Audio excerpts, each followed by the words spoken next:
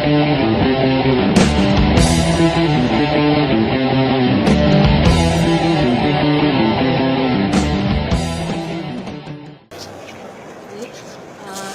my name is Michelle. I love you too. And I saw your lecture in 2014, and you said that creativity is bigger, it's greater than knowledge. So I'm a teacher and educator, and I would like to know how we could help our students, the little children, to develop their creativity to the fullest. Well, I just think that that creativity is greater than knowledge was a quote from Einstein, and he had another great quote as well, which is that no system can fix itself using the same values that created it. So in other words, if you want to fix your nuclear power plant, hire a poet, at an extremity. And that's not actually completely outrageous. I've just finished reading a book about some people in the Second World War.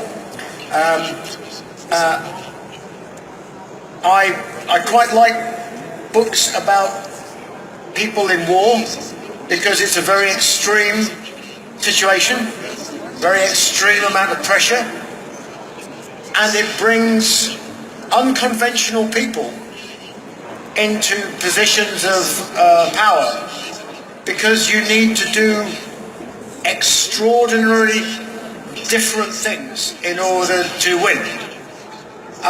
So I'm always interested, I'm not interested in big battles so much as I'm interested in the eccentric, interesting people. Often people who have no desire to fight or kill people at all, who end up in a war coming forward saying, hey, why don't we do this?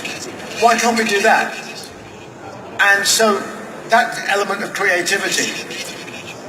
So in terms of children, I think it's a good thing to do to put a class into, not a war situation, but into a scenario. And put them into groups and have them work on different solutions, different daydreams. And just say, hey, if you were going to build a new civilization, how would you build it? You're in charge of the police, you're in charge of the economy, you're in charge of this, you're in charge of the family. Off you go, guys. Come up with some ideas. Spend 2 or 3 days doing it. No pass, no fail, no judgment, only debate, comment, argument, think out of the box. You get some very surprising results. And you get some people who I think really energize, because then they would realize the relevance of some of the other stuff they're learning that might be a bit boring, but might actually be useful later on if they do want to do that kind of stuff. You teach yourself. Always, the only way you ever learn anything is if you teach yourself. Everything else is just talking.